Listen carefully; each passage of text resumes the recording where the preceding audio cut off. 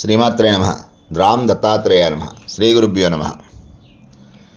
జాతకులు జన్మించినటువంటి రాశిని ఆధారంగా తీసుకుని ఫలితాలు చెప్పేదే గోచారం.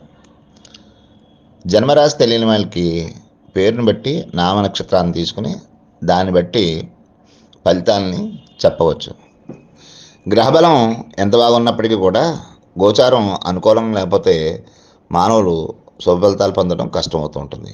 కాబట్టి ఈ యొక్క గోచారంలో ఆ యొక్క గ్రహాలు సూర్యుడు జన్మరాశి నుండి 3, 6, 10, 11 స్థానంలో, చంద్రుడు 1, 3, 6, 7, 10, 11 స్థానంలో, బుధుడు 2, 4, 6, 8, 10, 11 స్థానంలో, గురుడు 2, 5, 7, 9, 11 స్థానంలో, శుక్రుడు 1, 2, 3, 4, 5, 8, 11, 12 స్థానంలో, కుజశనులు రాహుకేతువులు 3, 6, 11 స్థానాల్లో ఉన్నప్పుడు మంచి ఫలితాన్ని అంటే శుభ ఫలితాన్ని కలగజేస్తూ ఉంటారు.